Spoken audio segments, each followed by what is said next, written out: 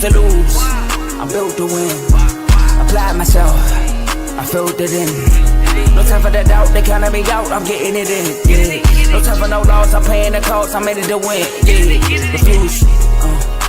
Mine, it can't be diffused. If you ain't thinking the same, then we playing by different rules. You can't see the vision, we living at different views. Until we complete the mission, keep getting up, never snooze. I walked a mile in my shoes, had the mind of a fool, chasing diamonds and jewels. Trust me, I was confused. Started minding my business and used my mind as a tool. Ended up finding my purpose and found the time to get to it. They told me I couldn't do it, they told me I couldn't make it. They sold it, they never break it. That's sadly mistaken. I need a piece of the pie, I want it so bad I can taste it. They told me like Toby, keep on running toes, they gon' take them. Refuse to lose, built to win. Apply myself, I filled it in. No time for the doubt, they counted me out, I'm getting it in. Yeah. No time for no loss, I pay for the cost, I'm winning to win. Yeah. Refuse to lose, I'm built to win. Apply myself, I filled it in. No time for the doubt, they counted me out, I'm getting it in. Yeah. No time for no loss, I'm paying the cost, I'm in it to win. Yeah. Refuse.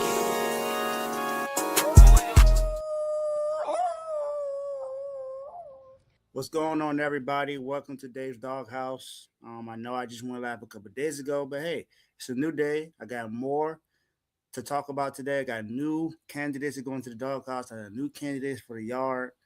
Man, it's been a crazy week in playoffs. I know there's going to be someone that I'm going to miss in today's show. So, I mean, it's going to be an amazing day today. Hope you guys are ready for today's show. I'm ready to give you guys some really good content. We are pushing closer and closer to 200 subscribers, so continue to subscribe if you want more content like this, because you're not gonna get it nowhere else. You only gonna get it here on R2L, and only on Dawg House. It's the only place that I know that I've heard of that talks about the highlights and lowlights of everybody in sports. So if you want great content like this, hit that subscribe button, hit that notification button. So when I go live, you already know exactly when I'm live, and you get to see the content right then and there. You get first dibs on Dawg House. So appreciate y'all for tuning in. Let's turn up. Turn me up. And let's get today's show started. So this is the current Dawg House. Of course, you see maybe a little glimpse of some people that are being inducted today. So let's go ahead and skip right into this, because I feel like I gave it away a little bit. But today's show, I have some important people to really talk about that are going to be inducted into the Dawg House today. So those that would be put in the Dawg House today, the very first candidate is a guy who's gotten to some feuds before, of course. Hello, Russia. Hey, I'm glad that you're here. It's good to see that Dawg House is reaching outside of the United States. So appreciate you from being here. Today's show,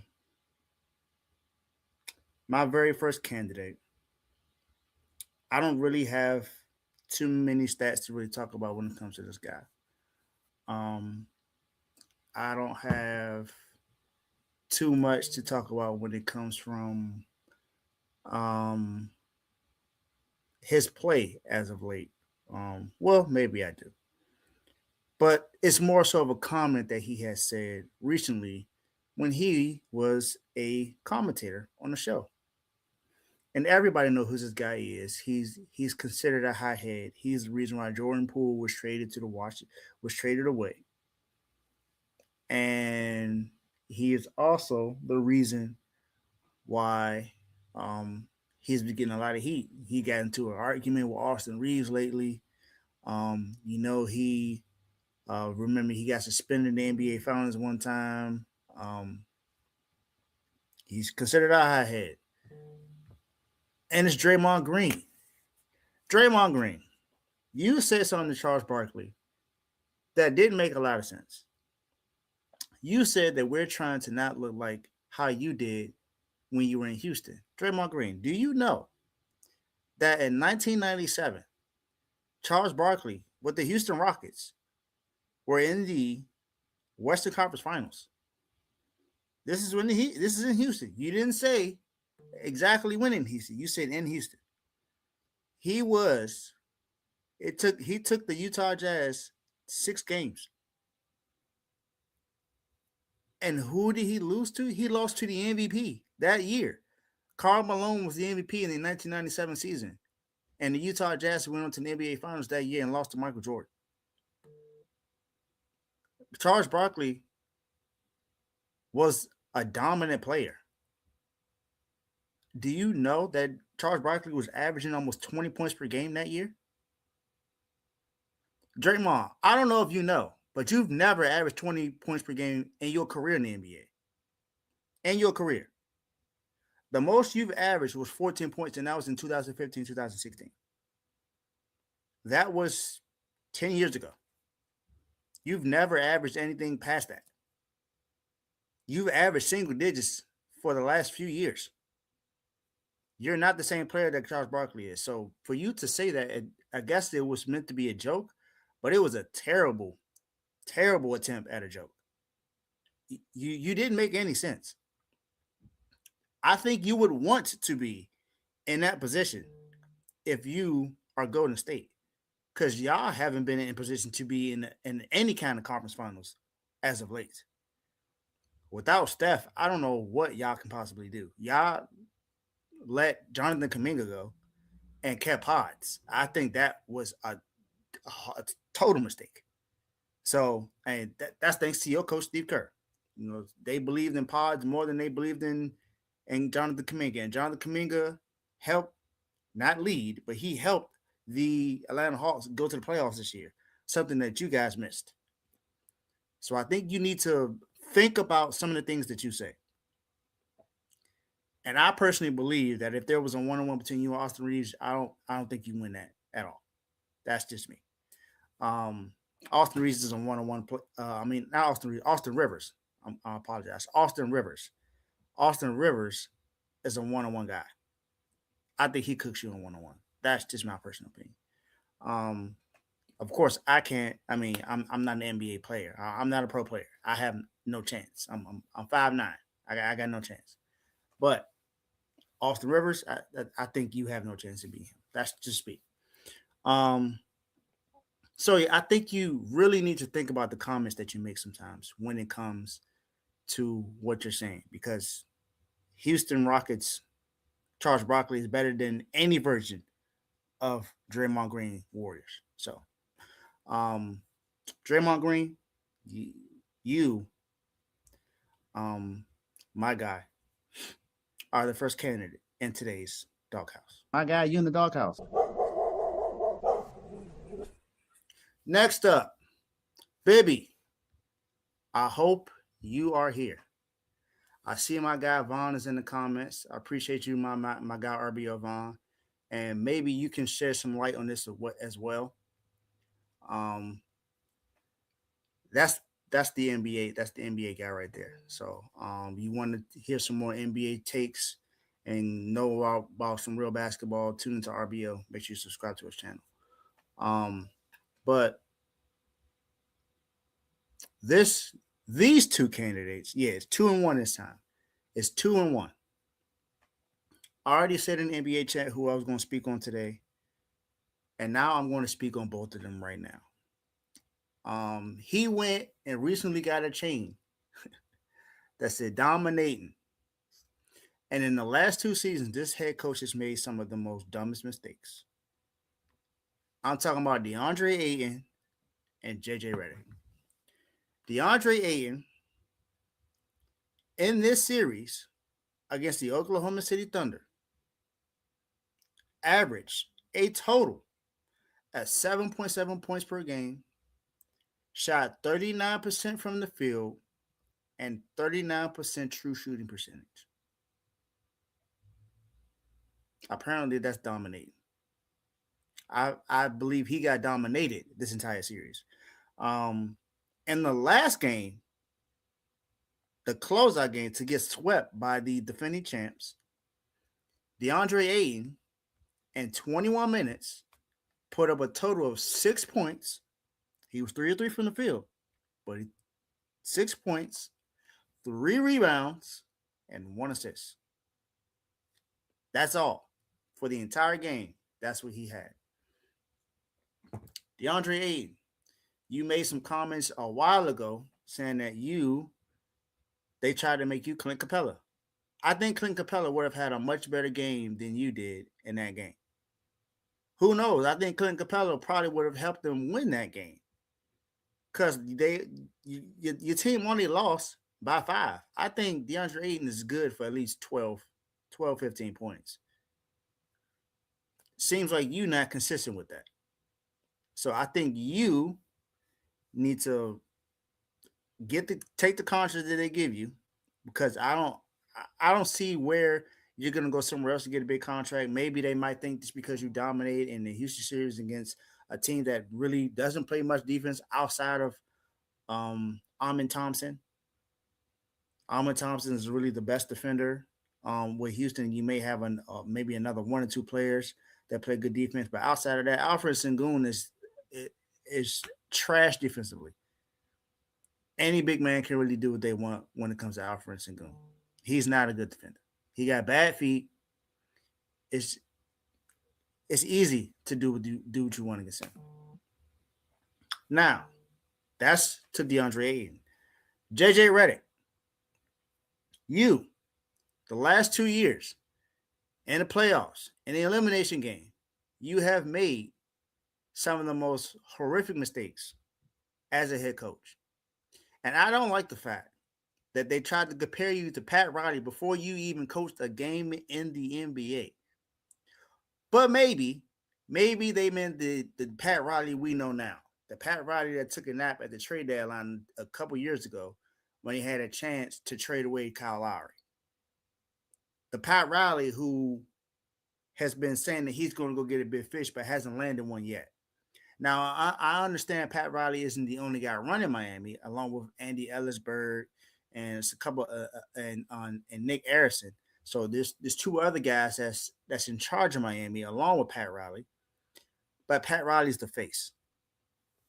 JJ Redick, you are the head coach of the Los Angeles Lakers, and you, my guy, made another mistake. Rui Hachimura was the hottest guy on the team. Yet you sat him and put in Maxi Kleber when it was time to have a game-tying 3. Rui was balling. Maxi Kleber has not done much of anything in the series. And you decide to put in Maxi Kleber instead of Rui Hachimura, your own bench players. Everyone on the bench looked confused when you put Maxi Kleber on the floor, and they literally looked at Rui and was like, he's right here. Why not put him in the game? He's hot. That's the guy you would want taking the shot. Who knows? He may have even caused a foul. It could have even possibly been a 4-point play. Who knows? And we don't even know if he makes the shot. But the thing is, why would you put in someone who has not contributed, and the guy who's contributing the most outside of LeBron James, you put him on the bench? Last year, when you were going up against the Minnesota Timberwolves, and I get it, you had some rebounding issues, but instead of sticking with your guy Jackson Hayes and giving him an opportunity to make some kind of contribution, because he's the biggest center you have on the team, you instead put in Jared Vanderbilt. He is not nearly as big of a rebounder as Jackson Hayes. You made a mistake then, and you made a mistake now. I don't like it when coaches get crowned too early. You can't be considered a good or great coach if you don't make these adjustments like that. They should not compare you to Pat Riley, especially if they're talking about the Pat Riley that with the Showtime Lakers, or the Pat Riley, the one that helped Miami win their very first NBA title in their history. They should not be comparing you to that guy because you're not him. You need to be making a name for yourself, and the name you make for yourself ain't good right now, especially with some of the decisions that you make. So I think you and DeAndre Ayton really got some thinking to do. DeAndre Ayton, you may want to just go ahead and take the contract the Lakers give you. Like I said, I don't know what other team is going to give you the contract you seek. And JJ Redick, you really need to take some kind of command of this team, because it seems like you don't know what you're doing when it comes to the last minutes of the game. So you two are the next two candidates in the doghouse. My guy, you in the doghouse. I just realized something too. It's made a little mistake. It's Puppy Child, not Big Dog. This is Puppy Child right at the moment. Next candidate.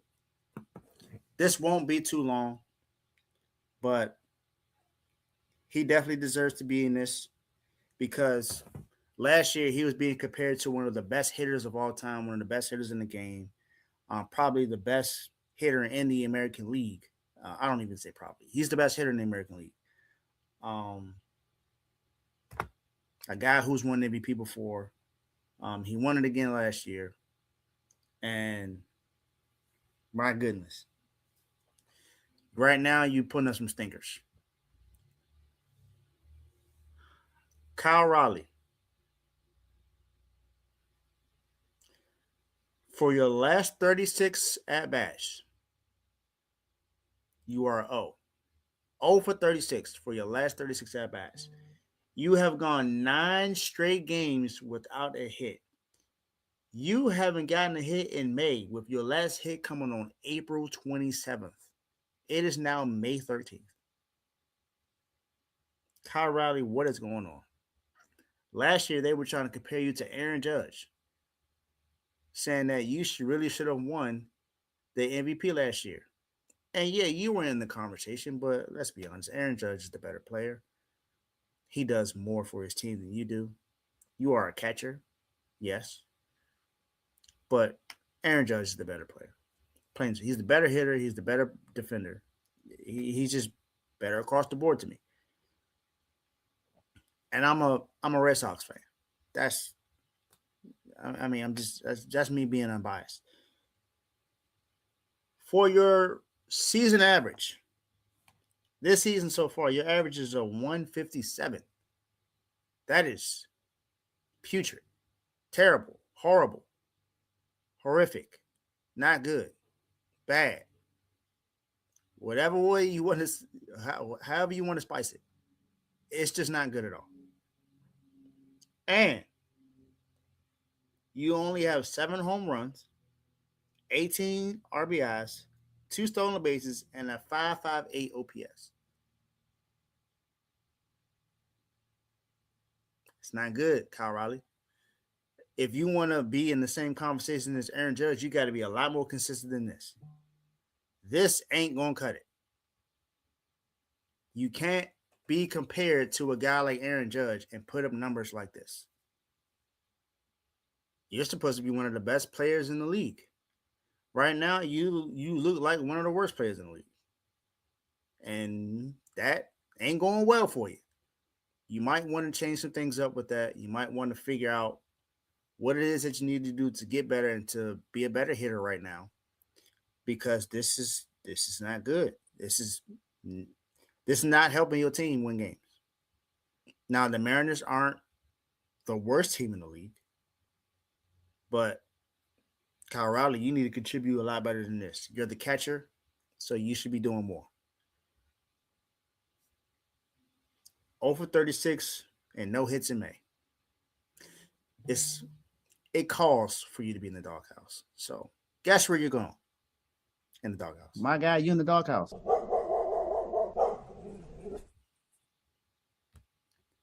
Next up, my very last contestant is a guy who actually last night finally hit a home run.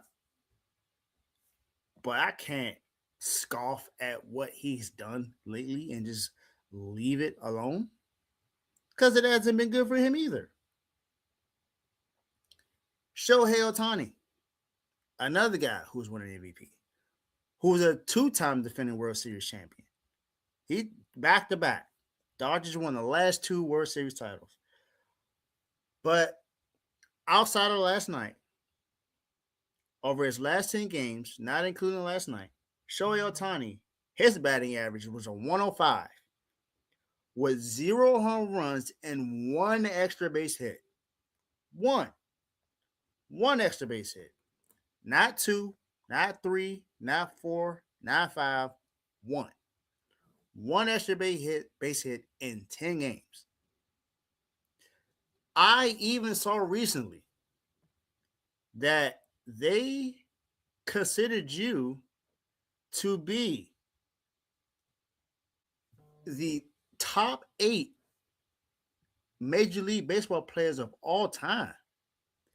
Top 8 already? I know that you're doing something that's hard to do. Don't get me wrong.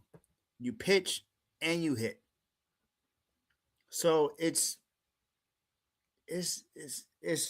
crazy. I just don't think how, just me personally, I don't see how you're top 8 all time already. And then there was a fan that came on and said that you were the best all time. I think that's definitely reaching. I think you have the ability to be the best of all time, but you just aren't right now. So that needs to change, and some things just need to be better. So until then, until you improve, same with all these other guys on this list, you will continue to be right here in the doghouse. My guy, you in the doghouse. And now we get to the dogs of the week. The dogs of the week have been some of the best of the best in their respective sports. And I want to let you guys know that the very first candidate of this is a guy who I just recently talked about when I was talking in the doghouse. And I don't know if anyone else would have put him in this conversation or said or pretty much talked about him in this kind of light. But he deserves to have a huge contract offer this offseason. I know Austin Reeves is going to be the guy that gets the contract, but I think this guy deserves it a lot more, especially because of what he's done in the playoffs this year. I'm talking about Rui Hachimura. He, this postseason, had the highest three-point percentage in NBA playoff history. He led the Lakers in threes this playoffs and led the Lakers in threes the last night they played against OKC in the sweep. And he wasn't on the floor in the game tying 3. Instead, they had Maxi Kleber on the floor, who has not contributed at all in this series. Rui in that game had 25 points. He was 9 of 15 from the field. He was 4 of 8 from 3, had 5 rebounds, 2 assists. Yes, he had 5 fouls. I understand that. But this is in clutch time when you need him the most. He should be in that game. Allow him to foul out if that's the case. But you let him play in that game. You don't put Maxi Kleber on the floor when the hottest guy shooting is Rui Hachimura. It just makes no sense. Rui shot 58% from 3. It was 60% from 3 at one point. And it's now 58%. You don't put a guy like that on the bench. Rui, I really hope you get a contract that you deserve. Because you balled out this playoffs, man. You were, in my eyes, the second best player on the floor. in that Lakers uniform in this playoffs, especially in this series. So Rui, hats off to you. You have done phenomenal. So please continue this on. Um, and let's see what happens next year. Let's see if they give you a contract offer. I mean, you guys got swept, so enjoy Cancun with the rest of your team. But Rui, I got nothing bad to say about you, man. You played like a dog.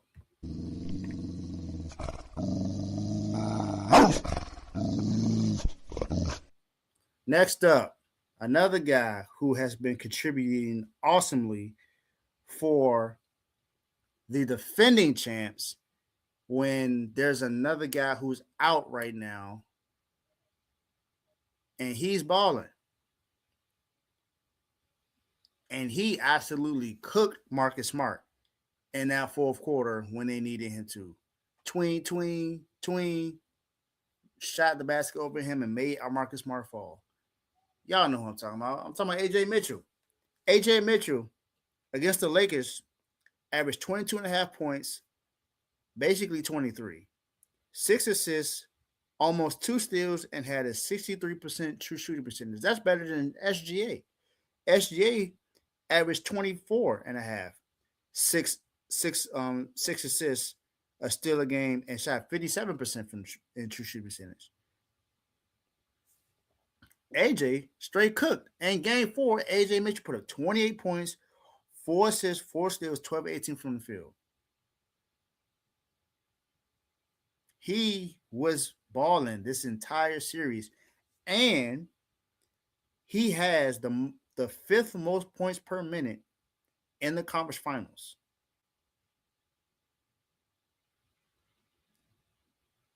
Also, in game 3, he had another game, 24 points, 10 assists, 0 turnovers, and 3 steals. That was the first player in Thunder history with 10 assists and 0 turnovers in a playoff game. That means Russ never did it, SGA never did it, Kevin Durant never did it, James Harden never did it. I can go Thabo Sefolosha never did it. I could go on Chris Paul never did it. He played for OKC. This is something that's never been done in Thunder history. And he's the first person to do it. So AJ Mitchell ball. And as a starter, AJ Mitchell is 22-1. He's lost one game in his career since he started for the OKC Thunder. One game. That shows you how valuable he is. He is only making $3 million this year. Just 3. And he's playing like this. It's funny how I saw earlier when they said that, the Phillies, Daryl Morey had Isaiah Joe and Jerry McCain on the Thunder. On the 76ers, but couldn't find time for them. But in OKC, when they have SGA, Jay Williams, Lou Dort, Isaiah Joe, Casey Wallace, and Jerry McCain, and AJ Mitchell, they found minutes for all these guys. Maybe it's a coaching thing. Maybe it's that. Because if he can find minutes for these guys, I don't see why you can't find that with Tyrese Maxey and Paul George.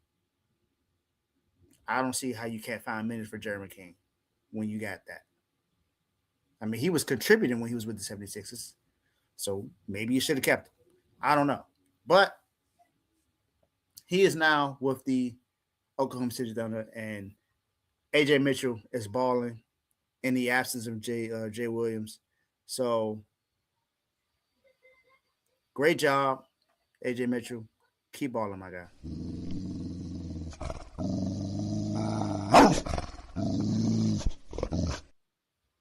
This next one may surprise a certain someone in the R2L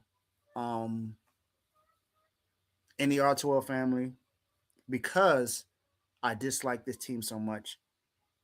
But I'm very unbiased on this show because that's what my show is for. It's to be unbiased, is to show you who's doing great and who's doing bad. And I can't sniff this out like it's just not happening. These two guys for this team has played phenomenal this year. I think one of these guys is going to be up for MVP conversations again, and the other guy, I mean, he's playing lights out right now. The next contestants and the dogs of the week before we get to the big dog is none other than Aaron Judge and Ben Rice. Ben Rice and Aaron Judge are forming the most dominant duo right now in the majors right now. Ben Rice has excelled so much this season. He's leading the majors in OPS and slugging, while Aaron Judge has 16 home runs. Ben Rice has a 310 average, 417 OBP, a 682 slugging percentage. Like I said, it's his slugging is he's balling. 13 home runs, 29 RBIs. Leads the majors in OPS and sluggers and leads the team in FWAR. Aaron Judge, 247 average, 358 OBP, 610 SFG, 16 home runs, 35 RBIs. Tied for first in the majors with home runs and leads the team with 35 RBIs, with 35 runs. They own a historic pace. Rice and Judge are the first pair of Yankees teammates with 13 home runs in each of the club's first 42 games of the season. Then they recently made history with back-to-back homers. In the most recently in one of their games, most recently. Aaron Judge may be up for another MVP this year if he keeps this up. Ben Rice may also be in the conversation because of what he's doing. Not saying that Ben Rice came out of nowhere, but I don't know if anyone expected him to be this good right now. Maybe some Yankees fans. I know Teddy for sure has. But he is playing lights out right now, and he deserves to be talked about. He deserves to be praised. So I wanted to bring these guys up and talk about how good they've been playing, let you guys know how good they've been playing so you can check out what the Yankees are doing. I hope this stops, of course, because I said earlier I'm a Red Sox fan. I want this to not continue. But I got to give praise when it's just due. And these two guys are dominating right now, and it looks scary. So welcome to the Dogs. Have fun in the yard with all the other dogs. Ben Rice and Aaron Judge.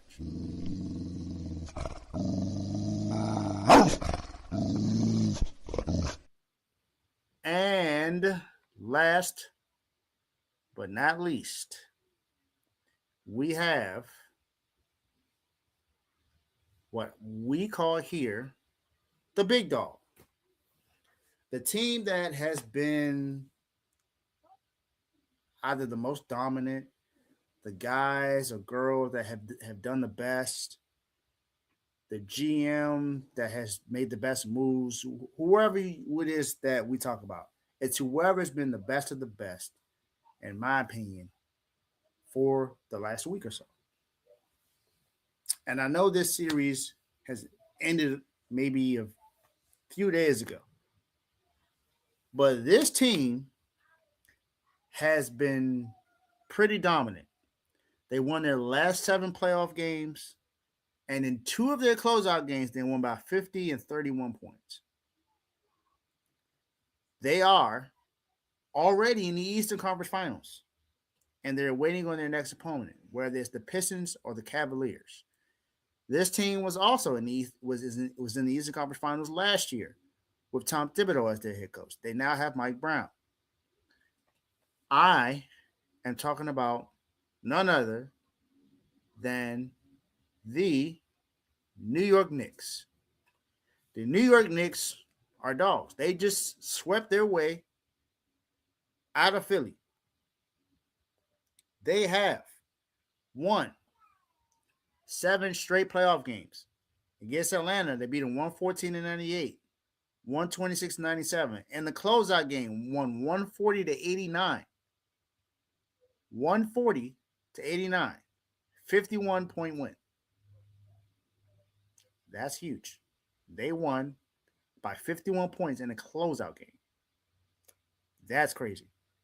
First game against Philly, they beat them 137-98. That was the first game.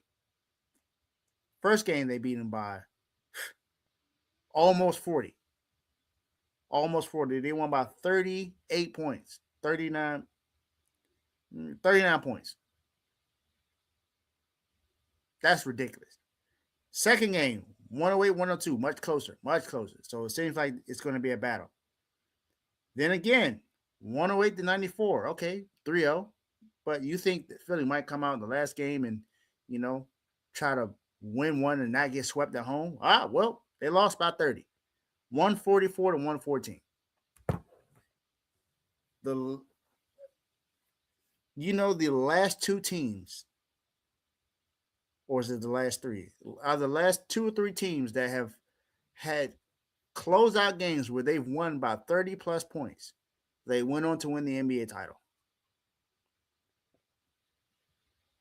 That was OKC last year, and I believe the other team was the Warriors. The Knicks are looking to get into the NBA Finals. The first time they've been there since Patrick Ewing. It's been that long. Some people that are watching the show may not even know who Patrick Ewing is. But I'm telling you guys right now, that is a very long time. And the Knicks right now look like they're primed to put themselves in position to not only get into the NBA Finals, but win the NBA Finals. I think it's going to be tough. Because right now, it looks like it's going to be between OKC and maybe the Spurs. Don't know, but it's possible. So, with that being said, that is today's show. I appreciate you guys for tuning in. That is my big dog for the week. So, welcome to being the big dog, New York Knicks.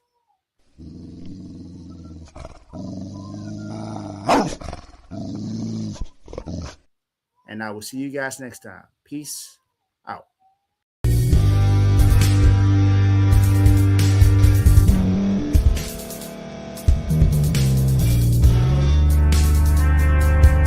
Thank you for staying to the end. If you're watching this on YouTube, please like this video, subscribe, and also hit that notification button so you can be notified next time we put out a video. If you're listening on any podcast platform, subscribe and hit that notification button, y'all, so you can be notified we put out another podcast audio. And last but not least, hit that share button. No matter what you're listening to or watching it, hit that share button and send it to somebody that you know that would love to watch this episode you just listened to. So once again, thank you for staying to the end, and we'll see y'all in the next episode.